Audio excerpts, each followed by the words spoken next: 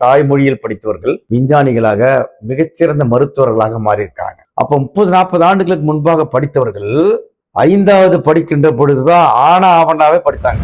5வது படிக்கும் பொழுது ABCDயே படிச்சாங்க. இதுதான் கடந்த கால வரலாறு, இந்தியா முழுக்கமான வரலாறு.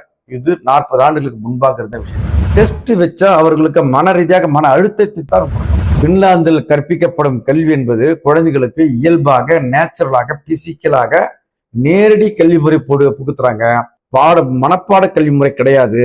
அது மட்டும் அங்க தேர்வு சிஸ்டமே கிடையாது. அது மட்டும் இல்ல, முதலில் அவர் எழுத்து ஆனா ஆவணா மாதிரி ABCD வரையில அந்த தாய்மொழியோட எழுத்துக்களையே 6வது படிக்கின்ற 6 வயதில் தான் கத்துக் கொடுக்குறாங்க. PKG, LKG, UKG அப்பவே 2 மொழி 3 மொழி 4 மொழி கத்துக்கிற மாதிரி ஏற்பட்ட மன அழுத்தத்தோடு கொண்ட ஒரு கல்வியை உருவாக்குகிறது.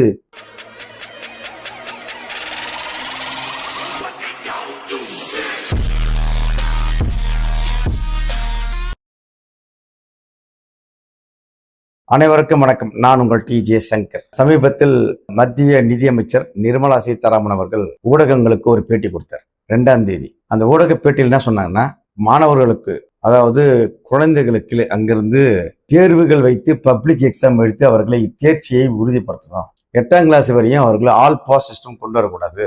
குறிப்பாக தமிழகத்தில் இருக்கக்கூடிய அந்த கல்வி திட்டத்தின் மீது மிகப்பெரிய குறைபாடுகளை அவர்கள் அப்படி பண்றதுனால அவங்களுடைய உண்மையிலேயே அவங்களுடைய கெப்பாசிட்டி கொண்டு வர முடியாது, அவர்கள் திறமை வாய்ந்தவர்களா அறிவார்ந்தவர்களா உருவாக்க முடியாது என்ற ஒரு கருத்தை அவங்க சொல்றாங்க. அவங்க மட்டுமல்ல, அந்த கருத்தை BJP RSS தொடர்ந்து பல ஆண்டுகளாக சொல்லிட்டே வருது. அதன் ஒரு பகுதியாகத்தான் புதிய கல்விக் கொள்கையில் 3வதுக்கு பொதுத் தேர்வு, 5வதுக்கு பொதுத் தேர்வு, 8வதுக்கு குறிப்பிட்ட ஒரு 4-5 பொதுத் தேர்வுகள் திட்டங்களை புதிய கல்விக் கொள்கையை கொண்டு வந்திருக்கிறாங்க. அது சம்பந்தமான வீடியோ தான். நாம அந்த வீடியோவில் அவங்க சொன்ன அந்த ஊடக பேட்டிக்கு நாம என்ன சொல்றோம் அப்படின்னு சொன்னா, 30-40 ஆண்டுகளுக்கு முன்பாக படித்த அரசு கல்வியில் படித்தவங்க, தாய்மொழியில் படித்தவர்கள் விஞ்ஞானிகளாக மிகச்சிறந்த மருத்துவர்களாக மாறியிருக்காங்க. அப்ப 30-40 ஆண்டுகளுக்கு முன்பாக படித்தவர்கள் 5வது படிக்கின்ற பொழுதுதான் ஆனா ஆவணாவே படித்தாங்க.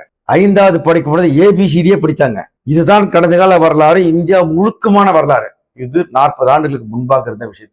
குழந்தைகளுடைய மன வளர்ச்சி, குழந்தைகளுடைய கல்வி வளர்ச்சி, அறிவு வளர்ச்சி என்பது டெஸ்ட் வைப்பதனால் உயரப்போவதே கிடையாது. டெஸ்ட் வச்சா அவர்களுக்கு மன ரீதியாக மன அழுத்தத்தை தான் கொடுக்கும். பின்லாந்து கல்விக் கொள்கை உலகிலே மிகச்சிறந்த கல்விக் கொள்கையா இருக்கு.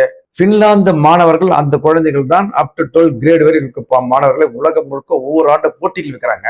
அந்த போட்டி தேர்வுகளை ஜெயிப்பது யாருன்னா, தொடர்ந்து 15-20 ஆண்டுகளாக முதல் இடம் இல்ல 2வது, இந்த 2 இடத்தில் அந்த பின்லாந்து நாட்டு மாணவர்கள் வராங்க. அப்படின்னா அந்த பின்லாந்து நாட்டு கல்வி மிகச்சிறந்த கல்வியாக உலக அளவில் அங்கீகரிக்கப்பட்டிருக்கு. அப்ப அந்த கல்விக்கு பின்னாடி என்ன இருக்கு?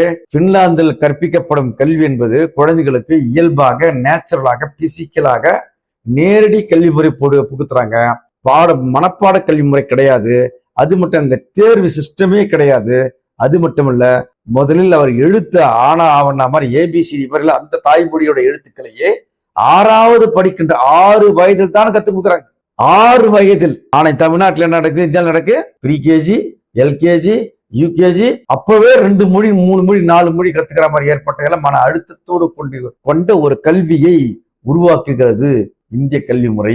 அப்போ நிர்மலா சீதாராமன் சொல்றது என்ன விஷயம், நாம என்ன சொல்றோம்னா, போட்டித் தேர்வு அதாவது பப்ளிக் எக்ஸாம், அரசு பொது கல்வியின் மூலம் தேர்வுகளை வைப்பது என்பது அந்த மாணவர்களை அந்த ஃபில்டர் வடிகட்டி ஃபில்டர் மெத்தடு, அந்த தேர்வுன்னு சொல்லி மன அழுத்தத்துக்குள்ளாக்கி ஃபெயில் பண்ணி அவங்க அடுத்த கட்டத்தை நகர முடியாமல் இடை நின்று கல்வி பயிலக்கூடிய அந்த உரிமையிலிருந்து அவரை வெளியே விலக்கி எப்பொழுதும் போல அவங்கள கல்வி கல்லாதவர்களாக அந்த தாத்தனுக்கு போட்டெல்லாம் எப்படி படிக்காதவர்களாக இருந்தாலும் அது மாதிரி படிக்காதவர்களாகவே மாற வேண்டும் என்பதற்காக சொல்லப்படுகின்ற விஷயமாகத்தான் நாம பார்க்கிறோம். ஆனா கர்ம வீரர் காமராஜர் என்ன பண்ணாரு? கடன் வாங்கியாவது கல்வி கூடங்களை கட்டி எனது குழந்தை படிக்க வைப்பேன், மதிய உணவு கொடுப்பேன், சாப்பிட வரும்போதாவது 4 எழுத்து படிச்சுட்டு அவர்கள் முன்னேறட்டும் என்று கொண்டு வந்த காமராஜன கல்வி திட்டம் தான், மதிய உணவு திட்டம் தான் எண்ணற்ற IAS அதிகாரிகளை, எண்ணற்ற IPS அதிகாரிகளை, எண்ணற்ற மருத்துவர்களை உருவாக்கி நீங்க தமிழகம் தலை நிமிர்ந்து நிற்கிறது என்பதை மறந்துடக்கூடாது. அது மட்டுமல்ல, அதில் படித்தவர்கள் தான்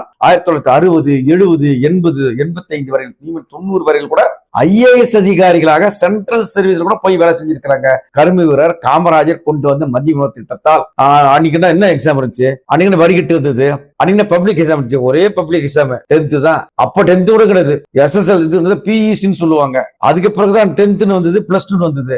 ஆக நிர்மலா சீதாராமன் அவர்கள் சொல்லக்கூடிய அந்த தேர்வு முறை என்பது இந்தியாவில் இருக்கக்கூடிய கல்வி கற்க முடியாதவர்களை, ஏழை எளிய மக்களை, மாணவர்களை கல்வி கற்கக்கூடிய அந்த உரிமையிலிருந்து, அந்த பாடத்திட்டத்திலிருந்து தூக்கி எறிகின்ற விஷயம் தான். தூக்கி எறிகின்ற விஷயத்தை எந்த காலத்திலும் தமிழகம் செய்யாது, தமிழக அரசு செய்யாது, தமிழக மக்கள் இதை ஆதரிக்கவே மாட்டார்கள் என்பதை நாங்கள் உறுதியாக சொல்றோம். நன்றி, வணக்கம்.